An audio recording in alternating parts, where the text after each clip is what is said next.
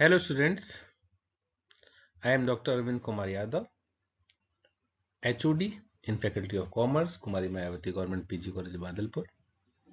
मैं आज आपके लिए हायर परचेज सिस्टम में रीपोजीशन का कॉन्सेप्ट लेकर आया। जब हायर परचेज सिस्टम हमने स्टार्ट किया था, आपने उसमें लेजर पढ़ लिया, उसमें जर्नल पढ़ लिए, नॉर्मल वाले सारे केसेस देख लिए, लेकिन कुछ कंडीशन ऐसी हो जाती हैं, उन कंडीशंस में क्या होता है, परचेजर जो है वो पेमेंट नहीं कर पाता। जब परचेजर जो है आपको इंस्टॉलमेंट नहीं देगा, वेंडर को इंस्टॉलमेंट नहीं देगा, तो वेंडर के पास यहां पर ये राइट होता है कि वो उसके स्टॉक को छीन सकता है, वापस ले सकता है अपने पोजीशन में, रीपोजीशन कहते हैं।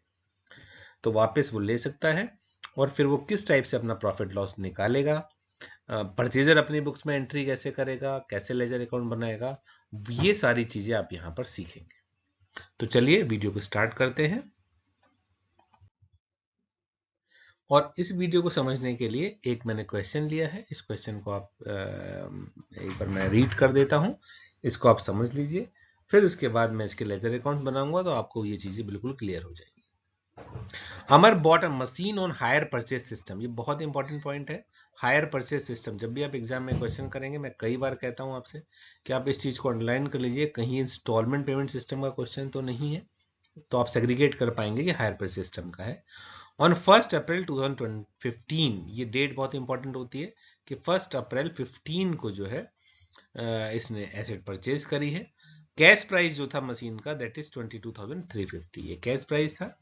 Higher purchase price was payable as follows. Hire purchase price में पेमेंट के लिए उसने क्या बोला, उसने कहा 6,000 was paid on signing the agreement, that means down payment. Signing the agreement जो 6,000 उसने कहा आप मुझे तुरंत दे दीजिए, और बाकी के लिए क्या बोला, बैलेंस के लिए 3 इंस्टॉलमेंट्स ऑफ 6,000 ईच। बाकी उसने कहा आप 3 इंस्टॉलमेंट दे दिए 6,000 रुपए की। अब अगर आप पेमेंट देखेंगे तो 6,000 की 3 इंस्टॉलमेंट, 18,000 तो इंस्टॉलमेंट में पेमेंट हो गया, 6,000 पहले दिया था उसने, तो 18 और 6 24,000। 24,000 ये कहलाता है हायर परचेज प्राइस। अब 24 में से अगर 22,350 माइनस करेंगे तो 1650 ये इंटरेस्ट आ जाएगा आपका, जैसे कि आपने पहले वाले क्वेश्चंस में कर रखा है। कोई भी यहां तक अलग चीज नहीं है, जैसे वहां पे करते थे सेम चीजें। The hire vendor charges interest at the rate of 5% per annum, rate दे दिया इंटरेस्ट का। और Amar has decided to write off depreciation 10% annually on diminishing balance method. यहां तक भी कोई दिक्कत नहीं है हमें। The hire buyer could not pay the installment due on 31 March 2017। अब यहां से प्रॉब्लम स्टार्ट हो गई। जो परचेजर था वो पेमेंट नहीं कर पाया, कौन सी पेमेंट नहीं कर पाया, 31 मार्च 2017 की। तो जब आप कैलकुलेशन टेबल बनाएंगे उस समय इस डेट का बहुत इंपॉर्टेंट है, कौन सी इंस्टॉलमेंट पेमेंट नहीं कर पाया। अच्छा, आप स्टार्टिंग से देखिए, जब आपने खरीदा था वो डेट थी आपकी 1 अप्रैल 2015। इस डेट को हमने क्या किया था, इसे परचेज किया था 1 अप्रैल। जब 1 अप्रैल 15 को पेमेंट करा तो 6,000 रुपए तो आपने, जो डाउन पेमेंट है, ये वाले 6,000 रुपए की डाउन पेमेंट है, ये तो आपने 15 को ही दे दिए होंगे 1 अप्रैल को। जब 31 मार्च 16 आई होगी तो आपने 6,000 रुपए की पहली इंस्टॉलमेंट दे दी होगी। यानी कि अगर आपका पेमेंट देखा जाए तो पहली पेमेंट जो आपकी हुई वो 1 अप्रैल 15 को हुई, दूसरी पेमेंट जो आपकी हुई वो 31 मार्च 16 में हुई, तीसरी पेमेंट जब होनी थी वो होनी थी 31 मार्च 17 को, जो आप पेमेंट नहीं कर पाए। बस ये चीज ध्यान रखनी होगी, कैलकुलेशन टेबल जब बनाएंगे तब थोड़ी सी हमें इस डेट के बारे में ध्यान रखना होगा। And as a result of this, the hire vendor took possession of the machine and sold for it 10,400 to other person। होता भी यही है, जब भाई पेमेंट नहीं कर रहा था तो हायर वेंडर आया, हायर वेंडर ने क्या किया, हमारी जो मशीन थी उसको रीपोजेस कर लिया, हमसे छीन लिया और उसको किसी और आदमी को 10,400 में सेल कर दी। अब आपसे एक्सपेक्टेशन ये है कि आप लेजर अकाउंट बनाएंगे दोनों की बुक्स में। तो चलिए स्टार्ट करते हैं। सबसे पहले कैलकुलेशन टेबल देखिए, बिल्कुल वैसी बननी है कैलकुलेशन टेबल। कैश प्राइस दे रखा है 22,350, 6,000 आपने डाउन पेमेंट कर दिया। डाउन पेमेंट इंस्टॉलमेंट में लिखा जाएगा, प्रिंसिपल वैल्यू में लिखा जाएगा, इंटरेस्ट नहीं होता है डाउन पेमेंट पे, ये आपने इसमें से माइनस कर दिया, ये बैलेंस आ गया 16,350। अब उसके बाद आपने पहले इंस्टॉलमेंट का पेमेंट किया, इंस्टॉलमेंट आप सबसे पहले यहां पर लिखते हैं, जैसे मैंने पहले बताया था सेम वही चीज। अब जो भी इंटरेस्ट का रेट दे रखा था 5%, इस बैलेंस पे आप इंटरेस्ट लगाएंगे इस 16,350 रुपए पे, ये आ गया 818 रुपए। अब 6,000 में से 818 ये माइनस किया आपने, 5182 आ गया, 5182 को आपने यहां लिख लिया। अब इसमें से इसको माइनस किया तो ये आपका बैलेंस आ गया 11,168। अब सेकंड इंस्टॉलमेंट की बारी थी, वो 6,000 रुपए की देनी थी आपको, और इस अमाउंट के ऊपर आप ब्याज लगाएंगे 11,168 पे, तो ये 558 रुपए का ब्याज आ गया।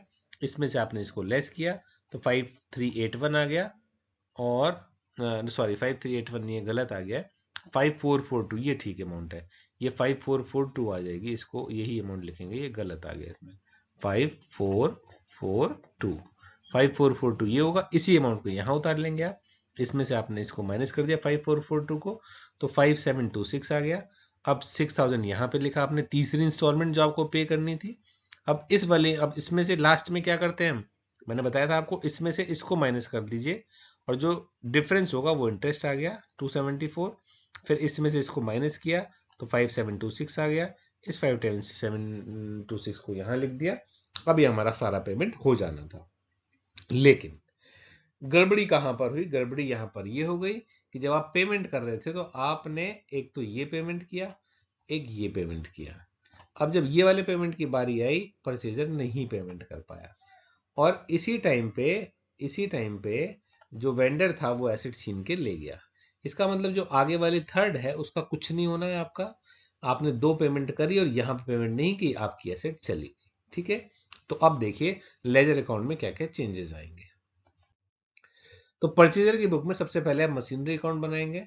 तो मशीनरी देखो, 1 अप्रैल को हमने परचेज करी 22,350 रुपए की, इसके ऊपर आपने डेप्रिसिएशन 10% बोला है, 10% इसका लगा दिया, 2235 आ गया, इसमें से 2235 माइनस कर दिया, ये बैलेंस आ गया। इस बैलेंस को आपने यहां पर उतारा अप्रैल 1 में, टू बैलेंस बीडी, ये बैलेंस के सामने ही लिखिएगा, ये थोड़ा गलत आ रहा है इसमें, और फिर इसके ऊपर आप इंटरेस्ट कैलकुलेट कर देंगे, ये 2012 आ जाएगा। इसके बाद ये वाली अमाउंट जो है आप अभी नहीं निकालेंगे, इसको आप छोड़ देंगे। ये वाली जो अमाउंट है ये हायर वेंडर वाले अकाउंट से निकाल के लिखी जाती है। जो भी अमाउंट जैसे 11,726 रुपए आ रहा है, तो ये अमाउंट कहां से आई, ये वाली अमाउंट आई है हायर वेंडर से, मैं अभी आपको बताऊंगा। लेकिन मैं आपको यहां पर बता दूं कि वो वाली अमाउंट आप हायर वेंडर अकाउंट से आप लिखेंगे, और इसके बाद आप यहाँ पे प्रॉफिट या लॉस जो भी आ रहा है वो लिख के आप इस अकाउंट को बंद कर देंगे, क्योंकि इसके बाद तो उसने पेमेंट ही नहीं ली, जब आपने इस डेट को पेमेंट नहीं किया तो वो एसेट ले गया आपके छीन के, है ना। तो यहाँ पर फिर हम जो है यहाँ पर प्रॉफिट लॉस निकाल के इस अकाउंट को क्लोज कर देते हैं।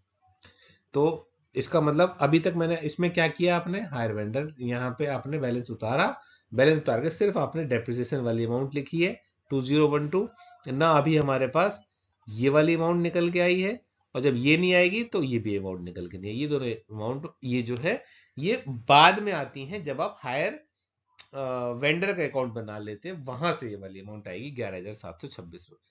अभी समझाता हूं मैं आपको, दूसरा वाला अकाउंट पहले बनाइए। अब देखिए यहाँ पर आपने सेकंड अकाउंट बनाया higher vendor account. Higher vendor में सबसे पहले आपने मशीन खरीदी, तो आपने लिखा भाई मशीनरी, 22,350 रुपए की मशीन आ गई, 22,350 की मशीन है। अब उसके ऊपर आपने तुरंत पेमेंट कर दिया 6,000 रुपए का, तो टू बैंक 6,000 आ गया। अब इसके ऊपर 31 मार्च को इंटरेस्ट ड्यू हो गया, तो कैलकुलेशन टेबल बनाई हुई है हमने, वहां से हमने इंटरेस्ट उतार लिया 818, दोनों का टोटल कर लिया 23,168, 23,168 यहाँ पर लिखा, और ये 11,168 यहाँ पर लिख दिया। अब 11,168 आपने बैलेंस उतारा, यहां पर इंटरेस्ट लगाया। अब कायदे में यहां पे आपको जो दूसरी इंस्टॉलमेंट थी वो पे करनी थी, टू बैंक अकाउंट करके आपको पे करनी थी, लेकिन यहां पर आपने पे ही नहीं किया। जब आपने अमाउंट पे नहीं की तो जो आपका वेंडर था वो आपसे मशीनरी ले गया वापस। जब मशीनरी आई थी तो क्या लिखा था हमने, बाई मशीनरी। अब मशीन चली गई तो आपने लिख दिया टू मशीनरी लिखा आपने 11,726। यही अमाउंट में बता रहा था आपको कि ये वाली अमाउंट जो है मशीनरी अकाउंट में यहां से आती है 11,726 रुपए। अब इस वाले अमाउंट को आप मशीनरी अकाउंट में लिखेंगे और वहां पर बैलेंस निकालेंगे, या तो टू पी आएगा या बाई पी आएगा, इसमें हमारा बाई पी आ रहा था। तो आई होप ये वाला अकाउंट आपको समझ में आ गया होगा। और ये भी समझ में आ गया होगा कि यहां से ये मशीनरी का जो बैलेंस है, इस वाले बैलेंस को हम मशीनरी अकाउंट में ट्रांसफर कर देते हैं। चलिए अब इंटरेस्ट का अकाउंट बनाते हैं। ये तो बहुत ही ज्यादा आसान है, क्योंकि 2 ही साल में इंटरेस्ट हुआ है। तो सबसे पहले तो आप इसमें जो है लिखते हैं टू हायर वेंडर, और यहाँ पर बाई पी&एल में ट्रांसफर हो जाता है।